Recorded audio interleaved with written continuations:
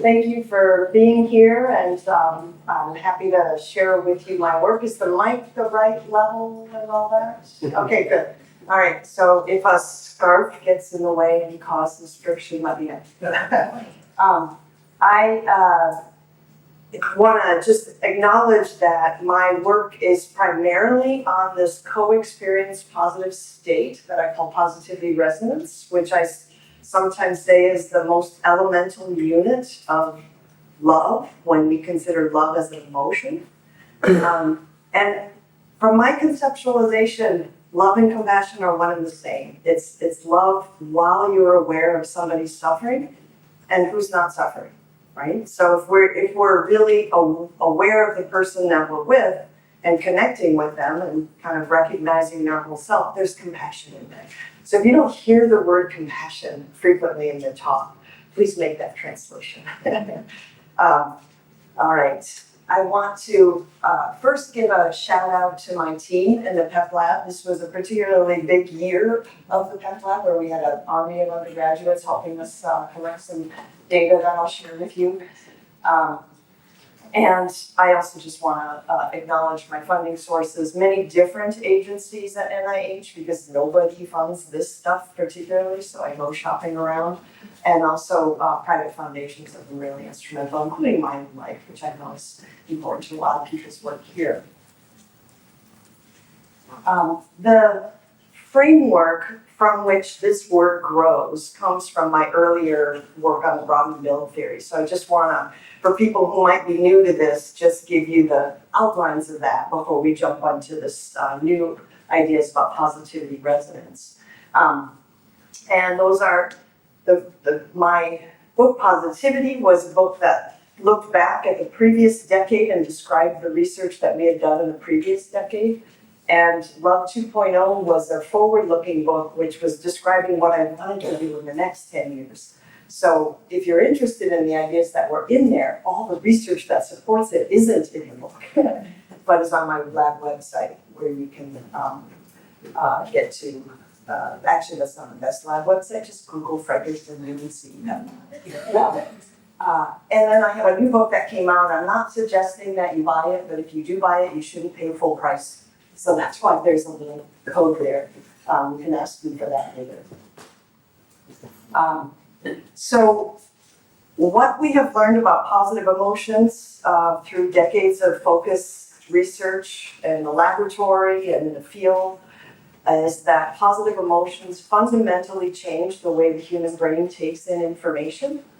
It widens our aperture. It allows us to see more of the big picture. And when we can take in more information, we can integrate more information.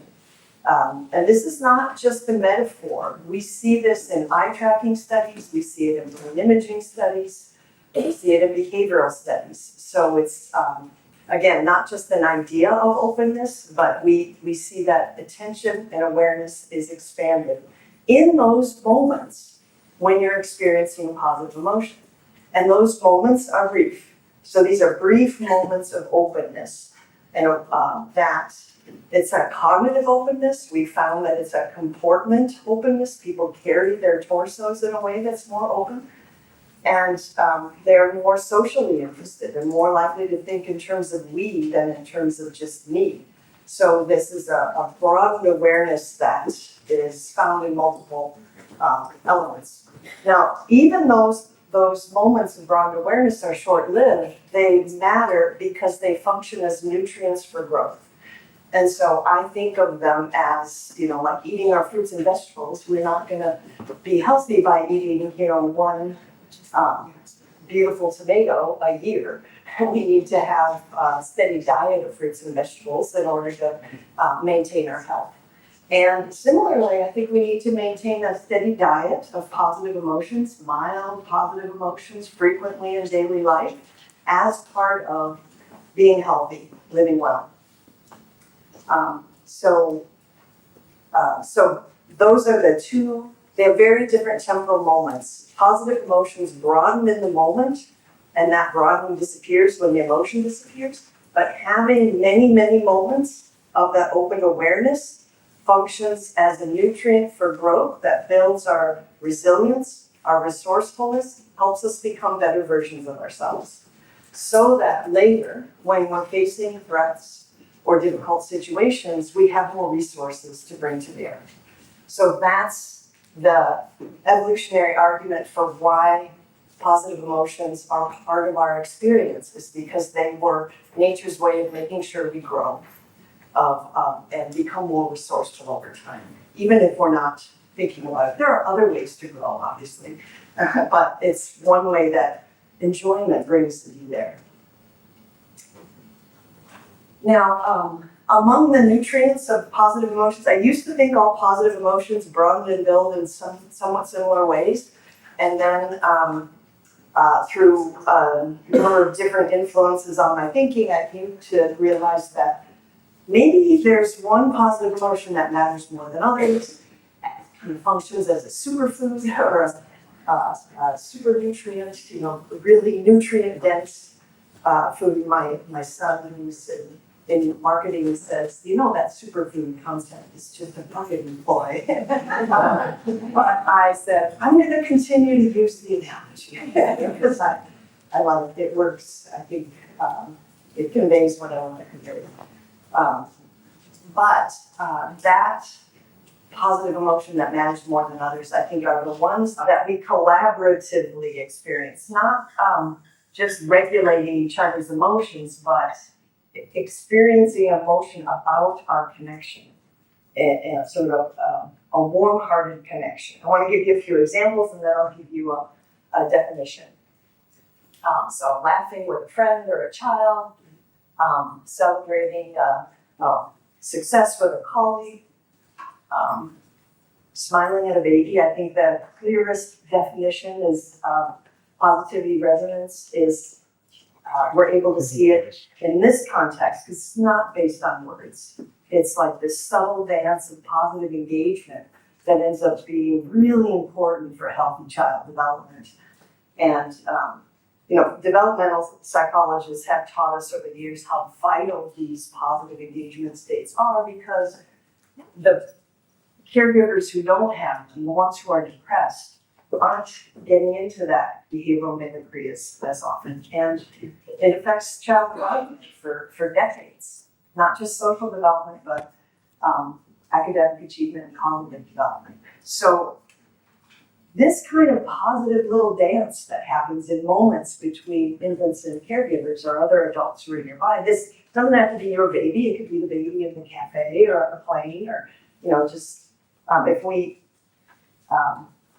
Another nice part of this example is that we need to have great attunement if we're going to make that baby smile versus cry.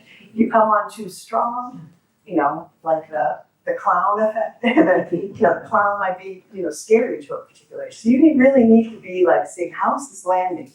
Not just, I'm going to bring all the positivity in the world, because it could go too far. So I think it helps show that it's a moment, it requires attunement, and it's a subtle kind of nutrient, if you will.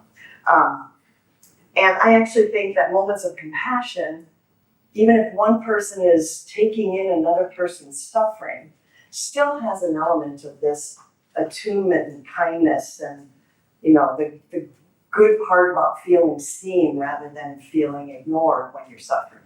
That even though suffering, so this can be intermixed to be a mixed emotion that has some suffering in it, but there could be a shared warmth and kindness as part of it as well. I think that's when compassion is enacted well. It has this as an ingredient. So I'm going to give you my formal definition and turn to the term positivity resonance as these interpersonal moments marked by increases in three momentary, and here we'll talk about dyads just for convenience. I think this can happen in larger groupings, but let's think about it as two people experiencing positive emotions at the same time and then having kind-hearted, nonverbal behavior that's in synchrony. So the the nonverbal behaviors that Dr. Kellner, I know, was here with you a couple years ago, perhaps, he and his team have identified as characteristic of love as opposed to sexual desire or other positive emotions are nodding, leaning in, smiling. And when those are in synchrony, that's what we call this kind-hearted nonverbal synchrony, and biological synchrony. Patterning other emotions, these are embodied states that show up in behavior, bodily changes, and subjective experience. And those moments over time function as nutrients that build things. So you see the backbone of the Broaden-and-Build Theory here. But the things that are built are things like rapport. I think of it as an embodied rapport, because it has sort of an energized and uplifted feel to it. Some people describe it as chemistry, or we really clicked. This is where social bonds are born, I think. That if you roll back to the early moments of most of our important social bonds, there are moments of shared positivity. And then things that matter a lot in the workplace and in schools: commitment, loyalty, trust, and in business. We often wring our hands about how you could build those things, those intangibles. The theory actually gives you a roadmap for how you build them. You build them through shared positive experiences that are kind-hearted. Okay, so we do have some recent data that really does link this concept of positivity resonance measured objectively to the words that are associated with love and the nonverbal behaviors that are associated with love. So back when I wrote Love 2.0, I just claimed, this is the most elemental unit of love. It is hypothesis. And now we have a little bit of data that helps us have a toehold to say, yeah, the words that people use in relationships that have a lot of this are words that are prototypical of love. And the nonverbal behaviors are too. I want to give you a sense. This first part of the talk is really focusing what are the benefits of positivity resonance. I want to do it sort of quickly so I can get to the conducive condition parts, but I want to let you know how we measure it first. And there are two different ways, and we've recently validated them against each other in the same data set. But the first measure is a self-report measure. One person reporting on a specific episode. So I could ask you to think about one interaction that you've had today, maybe right immediately prior to sitting down and listening to this talk, or on your way here, or before you were here. Thinking of that episode of connection.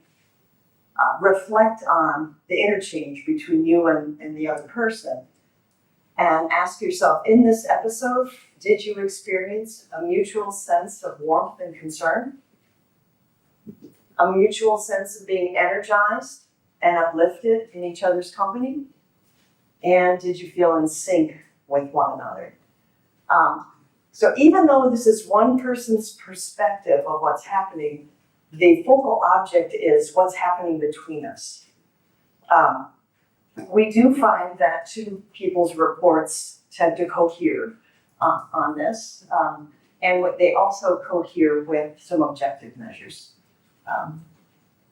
But that was an unsatisfying way to measure it, so I was interested in, at first I was thinking, how do I create a data set that really allows me to get biological synchrony, nonverbal synchrony, and the shared moments? And then I realized, wait a minute, I helped collect that data as a postdoc in Bob Levinson's lab. So I decided to do a sabbatical in his lab and dug up an old data set of long-term married couples, and I met a student here who helped code our data. Yes, thank you, yes. She was an RA back in the day and helped us publish this work, so thank you. So we wanted to get past self-reported positivity resonance, but because this was an archival data set, we could not validate these in this data set with our questionnaire that we had made. But we looked at, if you're familiar with the Levinson and Gottman marriage studies, you know that one of the tasks they had is to bring people into the lab and talk about an area of conflict in your marriage. And so those were the 15-minute conversations about an area of conflict in your marriage that we had as our focus. And a week after that conversation, people came back to the laboratory to view the videotape and turn this old school, built from Radio Shack parts, rating guide. Who's old enough to remember Radio Shack? Yeah, a handful. So that gave continuous measures of how positive or negative people themselves were feeling. We asked them to think, how were you feeling during the actual interaction? And then we also had co-expressed positive affect from prior work done by John Gottman's team with the SPAF coding system that looked at every second of each spouse's nonverbal and verbal behavior and was coded as positive and negative. There were much more elaborate codes, but we collapsed them into positive, neutral, and negative. We developed our own coding system, which I mentioned a little bit of before, not just the nonverbal cues of love, but the synchronized nonverbal cues of love. We also looked at biological synchrony. Here is an example of just in-phase, interbeat, interval, heart rate synchrony. Your heart rates are changing in the same direction at the same time. And then we created another new global coding system called Behavioral Indicators of Positivity Resonance, which we shorthand as the BIPR. And this is our BIPR coder, one of our BIPR coders.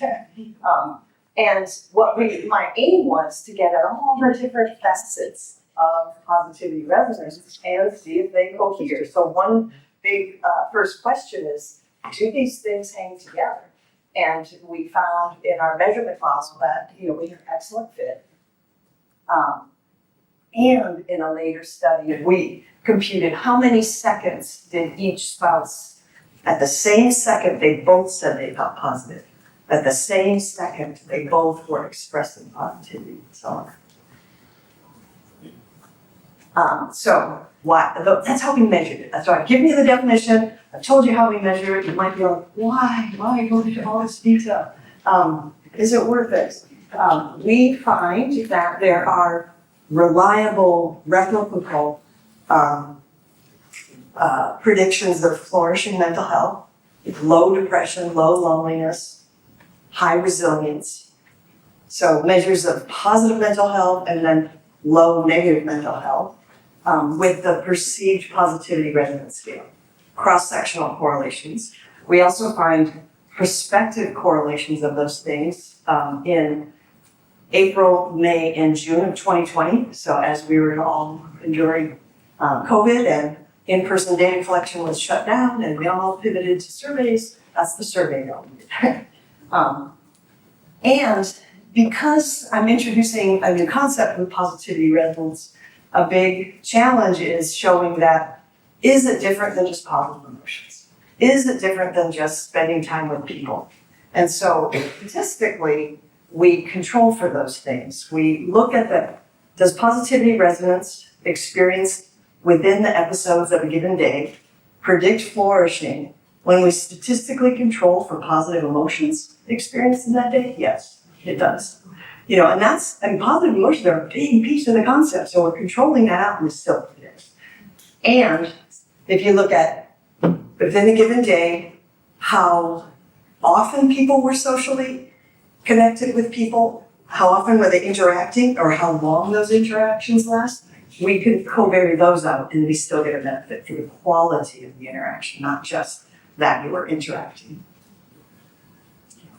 We also find, and this is from the long-term marriage study, that we're able to predict from this one 15-minute conversation between spouses their trajectory of chronic illness over the next 13 years and their longevity over the next 3 decades. So, and we stumbled on that longevity finding because we were like, in time for assessment, we're losing our participants, and our predictor from time 1 is predicting who's in the sample or not in the sample.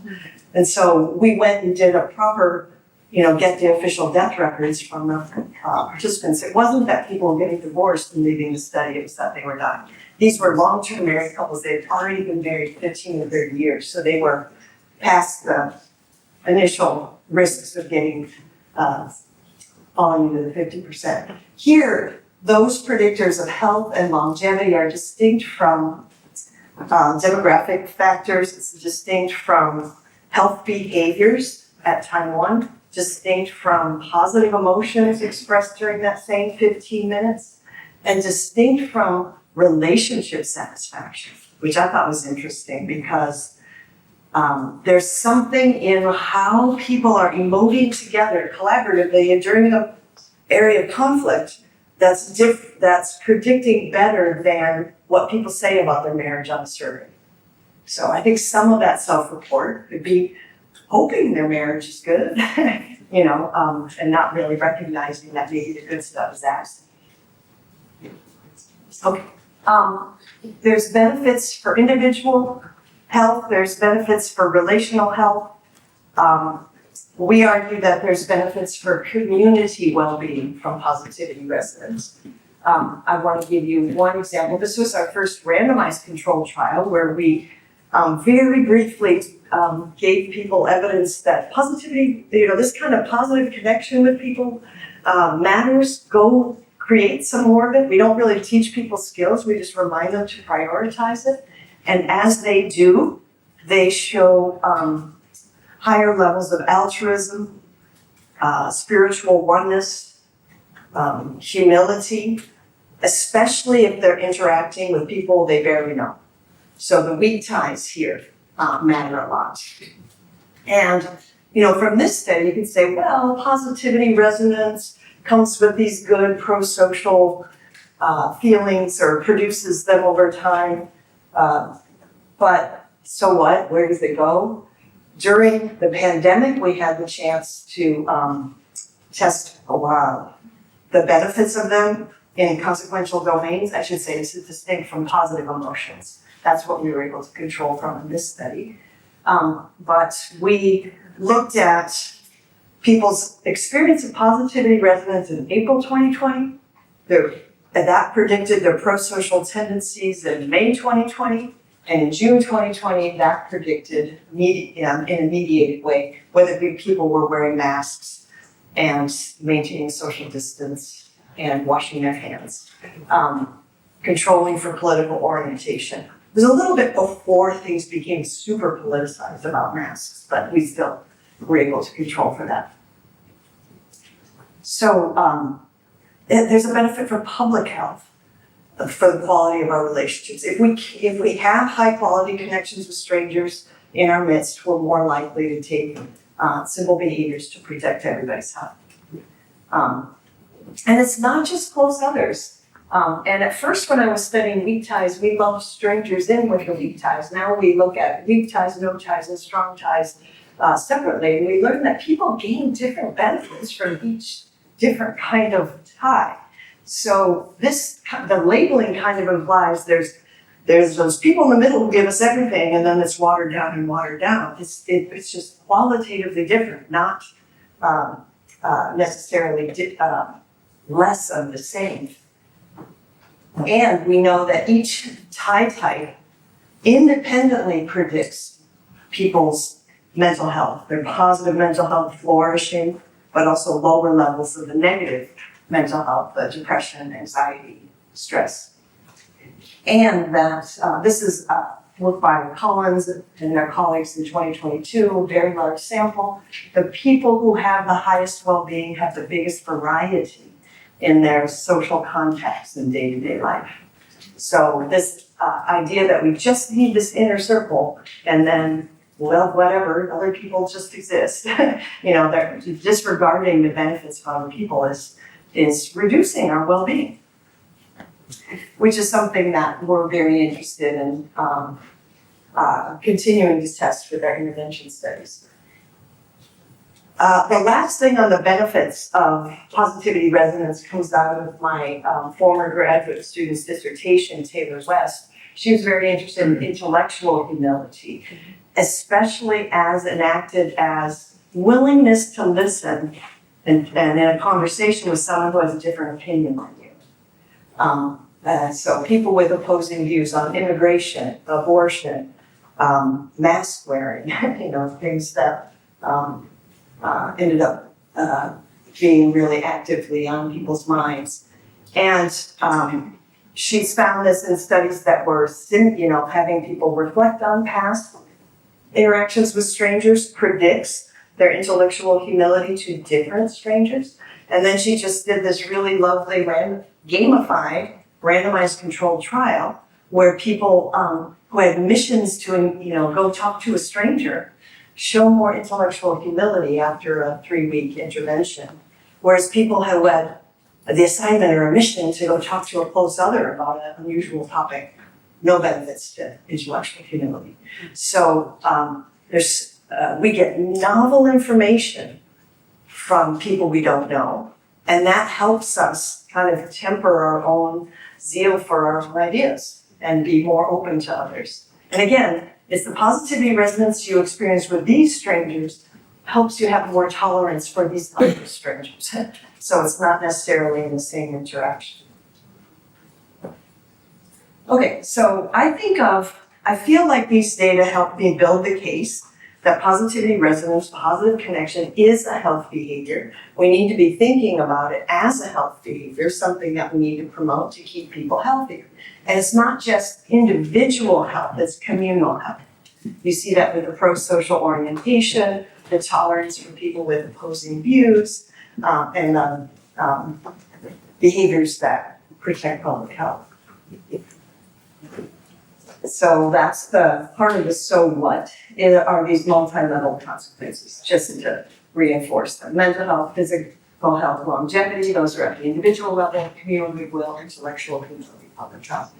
So there's reason to care about whether people experience positivity resonance. What hit me as I was doing this work is that nothing in studying the benefits tells you how to create it.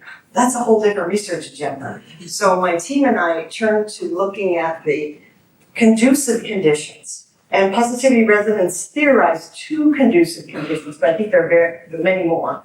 The ones that are baked into the theory are face-to-face interaction, real-time sensory connection, and perceived safety. We've studied those, and we've studied other conducive conditions as well. So that's what I want to turn to next. If I'm saying that positivity resonance is love, then I like to point out this kind of edgy statement. It's not unconditional. Certain conditions make this emerge more readily than others. So we can't just think, this will just blossom anywhere. We need to understand better what are the contexts and systems that support these kinds of experiences, because they are not unconditional. We really need to just put that out in the open. You don't just get to choose to feel this whenever. It's contoured to situations. Okay, and then I think I got this analogy from Richard Hackman, who studied creativity, that creativity is like landing a plane. You can't really, create an intervention to produce creativity directly, but it's kind of a natural force, and you can set the conditions to allow creativity to happen. And why there's a plane, I don't know if he was a pilot, and I'm certainly not a pilot. If there's a pilot in the room, you can correct my description of this. But, when a pilot is landing a plane, they're not flying the plane to the ground. It's really not their action that is landing the plane safely. It's setting the conditions so that a natural force, gravity, lands the plane safely.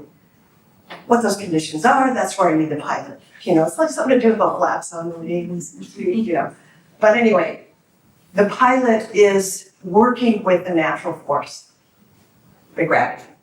Okay. So what we understand the natural force here is the positivity resonance. How can we set the conditions to allow it to emerge readily? And so that perspective, I hope, helps instill a little bit of humility that we can't just say, make this happen, go feel positivity resonance. That people need to kind of feel the right context to do that and the right way to do that.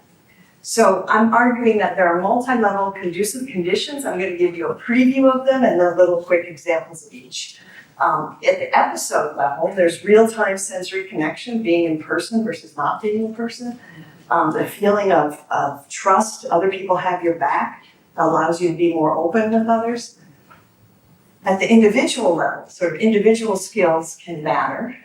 Things like the degree to which you feel you can trust your neighborhood, feel safe walking around, there's sidewalks and crosswalks. I'm actually getting into the structural level, sorry. High quality listening, being a good listener is a skill you can develop through practice that encourages positivity resonance to emerge. At the collective level, lesser anticipated discrimination, more civic engagement. At a structural level, lesser economic inequality, and the built environment. Now I'm noticing that the temperature is getting really high this week, isn't it? Yes, okay, let's go. Yes, I wish I had nothing. But hang in there with me. I'll try to make it worthwhile. So at the episode level, the evidence for the day report, or for the benefits of being face-to-face versus remote comes from a series of studies we did with the day-based instruction method that asked people to think about their entire day and give us a description of every episode of their day. And for every social episode, they filled out a perceived positivity rating scale. And so we had, in one study, nearly 500 social episodes, in another, more than 1,400. And so the episode level is the unit of analysis for the within-person effects. But between person and within person, we see that the more time spent face-to-face in social interactions is predictive of having experienced more positivity resonance in those same interactions. There is no similar effect for time spent in remote interactions. So more time in remote interaction doesn't help with that. This is more recent data where we're trying to get at the concept of perceived safety. We move away from the language of safety because the minute you ask somebody, do you feel safe? They start thinking about threats and like, is someone going to harm me? And so we phrased it differently. Here we have 163 young adults and nearly 18 or more than 1,800 day reports. And we had first asked people, did you have an interaction with a stranger today? And if they did, they filled out this next item. They said, take a moment to picture the place where you interacted with this stranger. And during the entire time you spent in that location, respond to this question. I felt that someone would stop to help me if I needed it. Okay. I think that would characterize how you would feel in this room. But, who knows if you would feel that out on what street in town? This is a kind of a situational affordance that changes every situation you enter, whether you feel people would have your back. And what we find here is that feeling that other people would help you if you needed it is predictive of the positivity resonance you had with that stranger in that setting, both within subjects and between subjects. And we got that with strangers and with weak ties. So we looked at this with both. And sometimes we're calling this trust here and now. Other times we call it, situational affordances of safety. Neighborhood trust, individual ratings of how much they trust their neighborhood. We found, I have a wallet here because one of our items is, if you lost your wallet, would it get returned to you? We find in 2 different studies that people's endorsement of that answer plus, I feel safe walking in my neighborhood, those predict the degree of positivity resonance that people experience with strangers in their neighborhood. And we see that same thing for weak ties. We've also looked at this experimentally, randomized people to scenarios where they move to a new town and you lose your wallet and your neighbor says, oh, you'll never get that back. Or they say, oh, maybe you'll get that back. People people look out for each other here. So we manipulate that neighborhood trust, and we see a strong connection to imagining positivity resonance with a stranger in your new town. I want to take a little time to talk about high quality listening, which is very much inspired by Guy Itzikoff's work. If you haven't seen his work on high quality listening, it's really strong and really good. It's often in the context of organizational behavior, but I think it really has close relevance to any compassion work. And this high quality listening work was also led by my former doctoral student, Taylor West, so I want to give her proper credit here. And one of the things we did in one of our, we did a brief intervention study over 2 days where we gave people our Go Connect with Strangers More intervention versus an active control, which was think more about diaphragmatic breathing, something else they could do many times a day, but wasn't social. And then 2 days later, they came in to the laboratory and had them interact with a stranger. We did this with the Aaron questions, self-disclosure task, sometimes called the Fast Friends task. Taylor West and her undergraduates developed a new coding system of verbal indicators of listening, of high quality listening. And so there are nonverbal cues like nodding and smiling maybe. It turns out those are not very reliable. And also listeners' ratings of their own listening, not reliable. People think they're good listeners. Speakers don't agree. Speakers don't really feel like the other person listened well. So that's not, people have rosy views of their own listening. In conversations with strangers, this doesn't necessarily work the same way with close others, but the faster we respond to one another indicates a higher quality connection. That's work that's already been done in other people's labs, and so we are using it to see if that correlated with our Bipper codes. It did, and it also was predicted by high quality listening. So if someone is engaging in high quality listening, there's also, you end up having that chance to respond more quickly and develop a closer, I would say, embodied rapport. And we found that our intervention, we didn't teach people any skills with the intervention. We just said, positive connections matter, go create more of them. People are intuitively doing these things, listening better. They slow down, they listen better, they validate the other person. At the collective level, one of my doctoral students, now postdoc, Catherine Berman, has been interested in anticipated discrimination, and she was really interested in it from an intersectionality perspective, that we basically ask people, this is how we measure it, we ask people about experiences related to who you are, both how you would describe yourself and how others might describe you. And then we give them some examples. This could be skin color, ancestry, nationality, religion, gender, weight, so on. And then the questions are, because of who I am and these identity features, strangers may treat me with less respect, strangers may not want to get to know me, strangers may avoid me. So you can kind of poignantly feel what that's like to be in public spaces where you feel like strangers don't want anything to do with you because of these attributes. We find that anticipating discrimination, well, first of all, it doesn't come out of nowhere. It comes from people's past experiences of discrimination. So it's based on past experience and past facts. It predicts lower neighborhood trust, which I raised earlier, and through neighborhood trust predicts lower positivity resonance in communities. So we're finding this is an anti-conducive condition, but it's important to look at what's impeding positivity resonance as well. We see the same thing for strangers and weak ties. Civic engagement, just real quickly, people who self-report more civic engagement also report higher positivity resonance with strangers in their community. So having the experience of being involved in the community, doing things together as a community, builds these high quality connections, same for weak ties. The story about economic inequality is a sad one, like anti-city discrimination. And we know economic inequality is just taking off in a really bad direction at some exponential rates.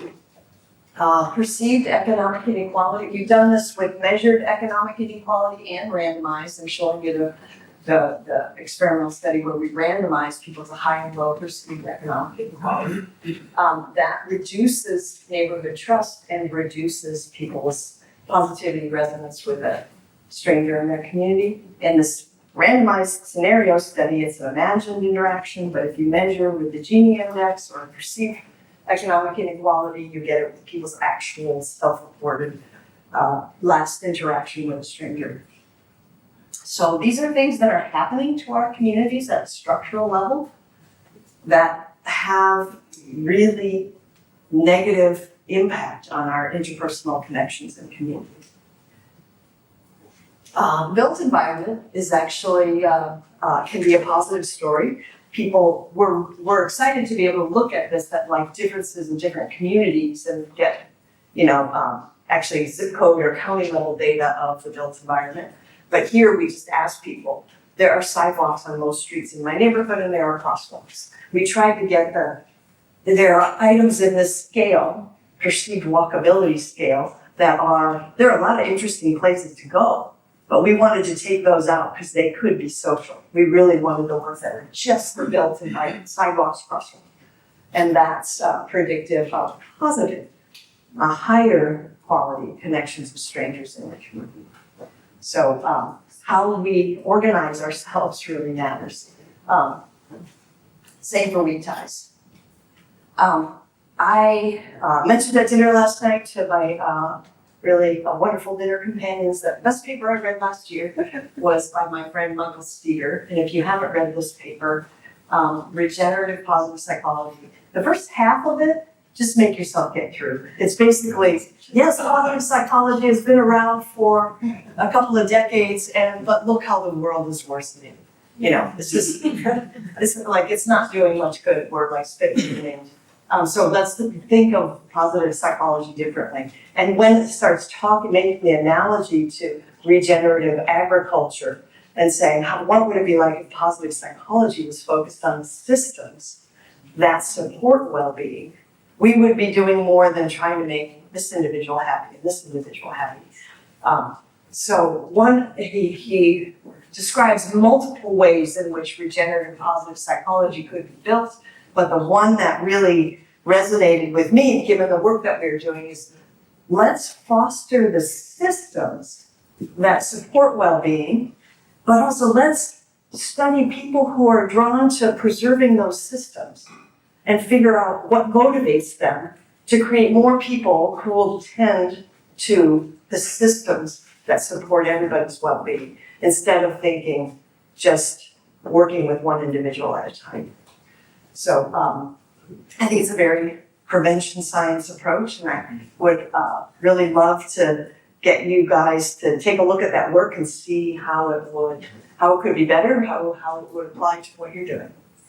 So just to reiterate the conducive conditions to foster, at the episode level, I think we can foster real-time sensory connection, how to make that sense of people are trustworthy here more readily apparent, work on high-quality listening skills at the individual level, working on reducing discrimination, advocating for justice, civic engagement, those all can matter as well. And then you can't say economic equality, we'll never have that, but lesser economic inequality in a community can make a difference. So maybe it's gonna be present globally, but we can kind of create lesser economic inequality in a community. There's more potential for trust than the built environment. So I want to thank you for your kind attention on this record heat day, and be happy to take any questions.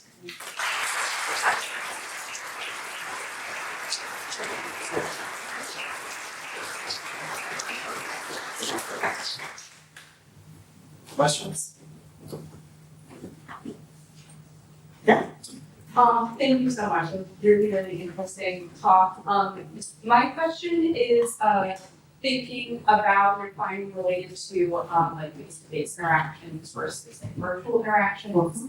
And I know that you got into, demographics a little bit, thinking about uses of information. I wonder if you had looked at age at all, if you're, since you're seeing that these like online interactions are also resulting in positive. Yeah. We have a few data sets that have a wide age range where we could look at that, but it hasn't been something that we've focused on as much as assumed that it's there and done interventions with young adults, reminding young adults to get off their device and go interact in person, But we do that through social media posts because, as my colleague puts it, that's where people's eyes are. So put the messages there to get people to remember to go offline and interact face to face. So, but it could be that, as you get into younger adults or even adolescents at this stage who are being so influenced by Gen AI, that skills training might be necessary. I've kind of assumed that people know what to do, just prioritize it. And in our studies with college students, they do become better listeners. And not because we tell them to listen better. It's because that's when they are striving to create a positive connection. That's what they do. So that helps me think with that generation, they could kind of pull out some strategies to, they knew how to make a positive connection. And they did it well, and the objective data suggests it worked. But I think as people really fall away from having interactions with strangers, the interaction task there is semi-structured and it's mutual self-disclosure, so it pulls for high engagement. It's not and actually in the same paper we see that an intervention where we measured high quality in a small talk conversation doesn't show up there. The intervention effect doesn't show, but the connection to high quality listening to positivity resonance shows up. But there we had an intervention that didn't budget, in part perhaps because the opportunity for connection was so unstructured. It was just like, I'm waiting for we created a situation where people thought the RA needed the password for the computer and they were just waiting for 5 minutes, and we'd see, how much small talk took place there. So, good questions. Yeah. Thank you so much. This is very informational talk. So my question is related to the first part of the talk. We're talking about benefits of emotions, and to specify the intensity by saying mild positive emotions. Were there any specific reason for that? Well, I am influenced by Ed Diener's work that looked at what matters about the positive emotional experience that predicts satisfaction with life. And there he and his team really tested the differences between intensity and frequency and duration. And frequency was what was predicted with the satisfaction of life, not intensity. And that's also coheres with Alice Eisen's work on the effects of positive mood on creativity and kindness, that mild positive emotions did the trick. And, it could be that extreme, intense positive emotions get people to be a bit self-absorbed. We lucky, instead of like, wow, it's really beautiful out here. So I think that, yes, love, these moments of positivity resonance are brief, but they are almost infinitely available to recreate. So that mild, high frequency, I think, can make a big difference. And, that low arousal positive affect is enough to do this. It doesn't have to be the the yippee high excitement. Yeah. So, and people don't necessarily feel high intensity positivity resonance with strangers and weak ties. They report much higher with the people in their inner circle.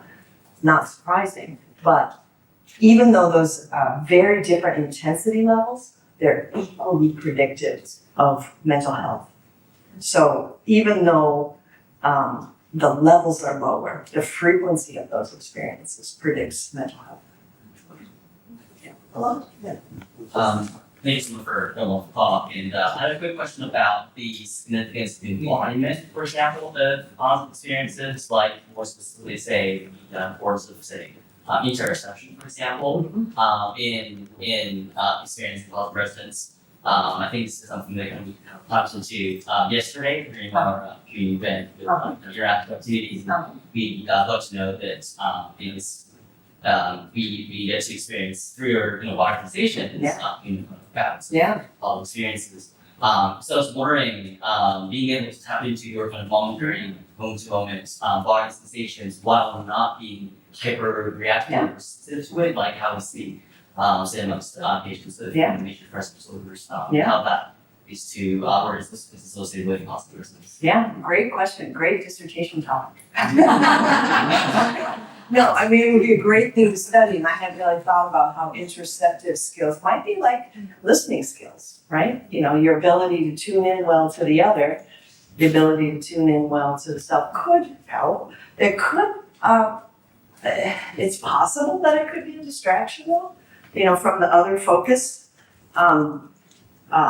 This is one reason why, sometimes we don't want to tell people about behavioral synchrony or biological synchrony, and as we're saying, it's good to have this connection, because we don't want people to be like mimicking nonverbal behavior and like spending time thinking, I'm going to do what that person does. That just is taking you out of the moment, right? So it's possible that having that good interoceptive skill might be good so that you're just sort of automatically, non-consciously, feeling energized, but you're not like, what am I feeling? You're not drawn inward and away from the interaction.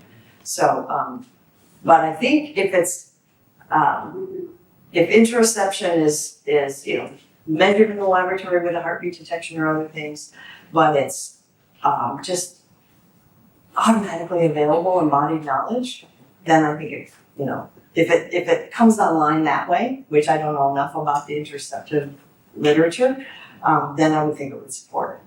So, but studies needed. Yeah. So on a very practical level, parents and cell phones interrupted with this. Yeah. And in the old days, it was 5 hours later that were engaging with your child, engaging with your grandkids.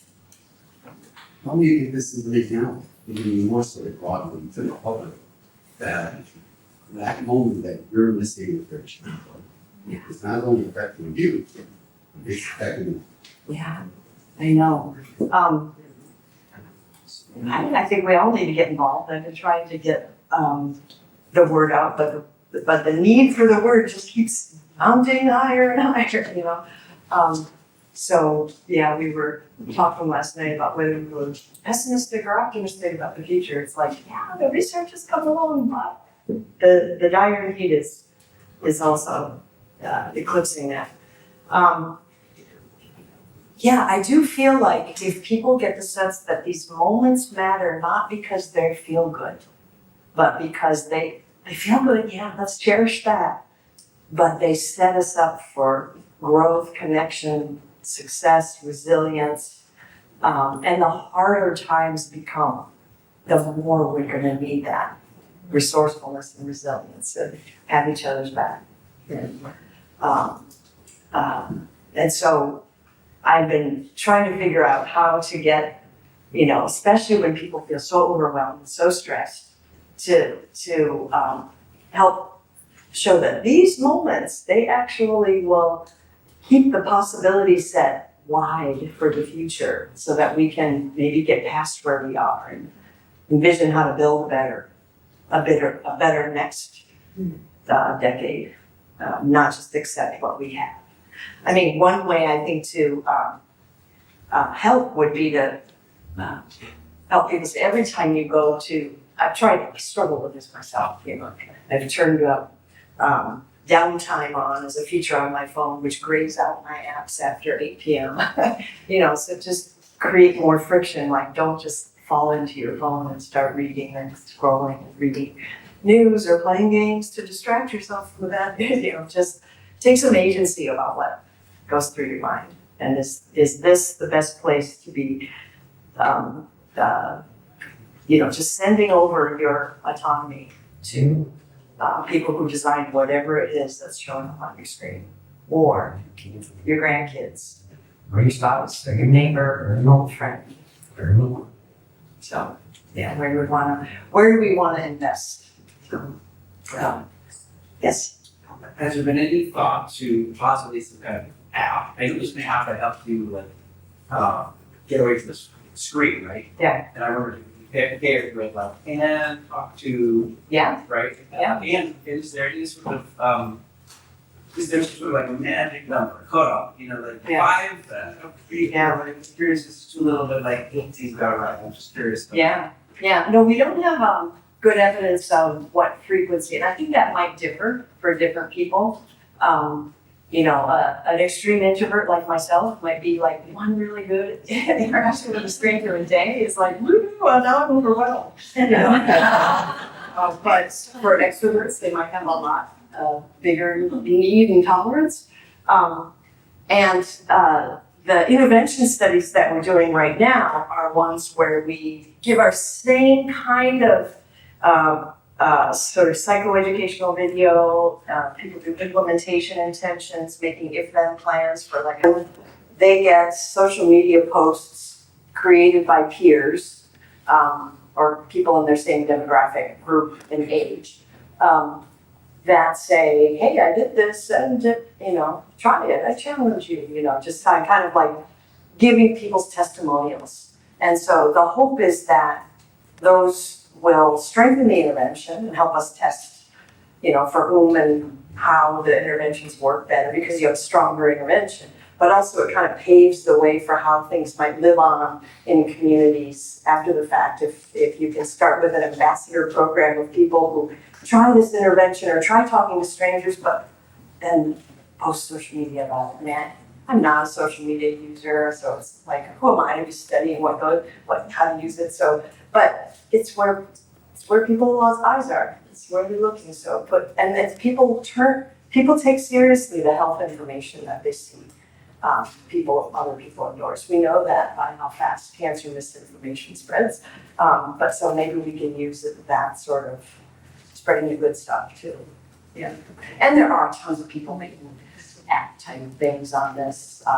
And I just say, hey, good luck. I don't work with any of them because I don't want to have any sense of, in my field, that conflict of interest is so atypical that it's like in the field of chemistry, there's all kinds of startups and conflicts of interest, and that's what good research leads to. But in psychology, it's still looked on as like, oh, you must be biased. So anyway, so there's places for programmers to make a big difference, but hopefully in conversation with behavioral scientists. Yeah. I was wondering in your student with dissertation research, I think Berman. Anticipated discrimination. In the design of the study is the question appropriate. Was there any evidence of reverse mediation such that the promotion of positive resonance decreased perceptions of does that reverse mediation happen? And is it reasonable to think of this as a potential kind of prejudice reduction? Yeah. Kind of intervention. Mm-hmm. Good question. We'll have data to be able to look at that because we have a much larger data. We just finished collecting. I have no data on this yet, but with a sample of people likely to experience discrimination, Blacks, Hispanic, low subjective social status individuals. And we measure anticipated discrimination early and late, so we'll be able to see how much that might change. I'm not sure. I think we did reverse, alternative models in that paper. There's been so many iterations of it, I can't exactly remember, I have to go look. But that's a good idea. And some of the work was cross-sectional, but others of it was, measuring it this month and looking at the other variables the next month, which doesn't completely rule out the reverse, but at least it separates them in time. Any other questions? Oh, yes, in the back. Hello, thank you so much for the wonderful speaking. Personally, I'm from the hospitality field, so hospitality management.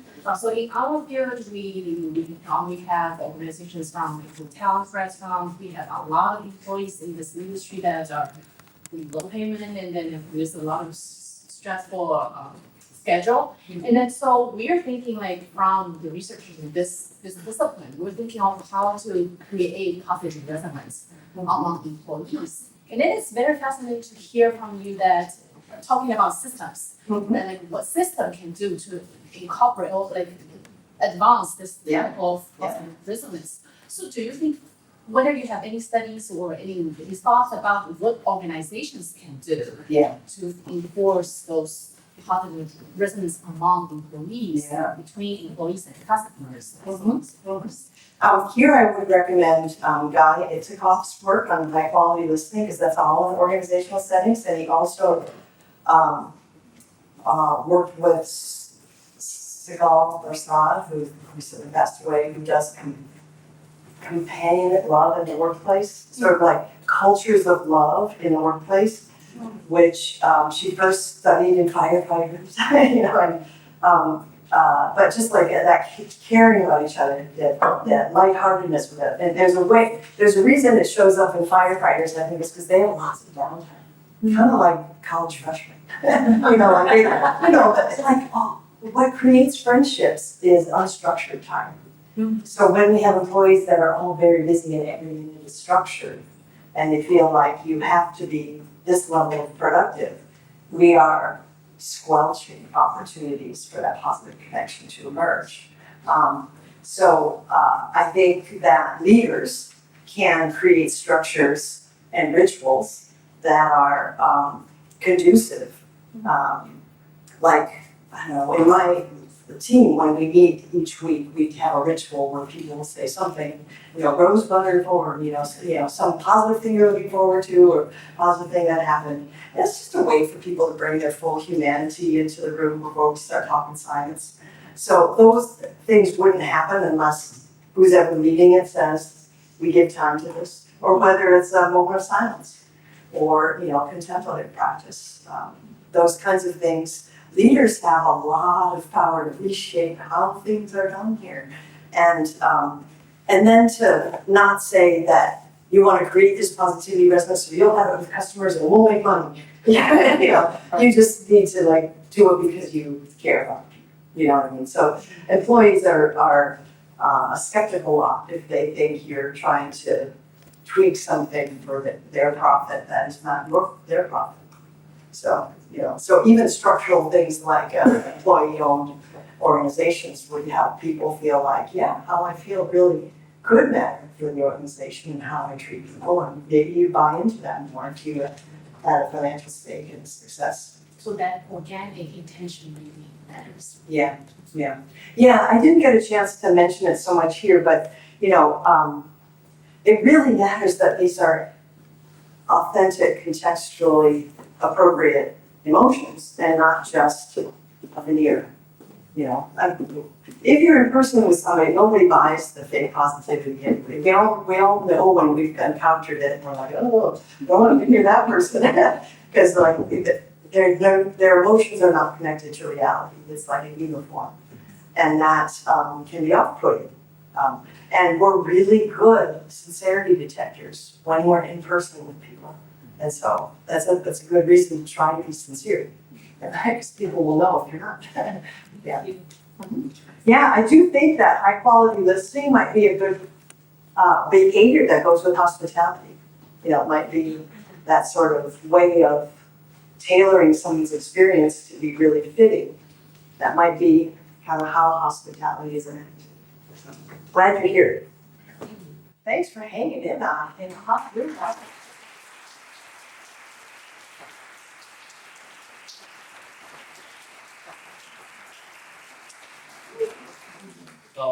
So as many of you know, this is the 10th anniversary of our Compassion Week.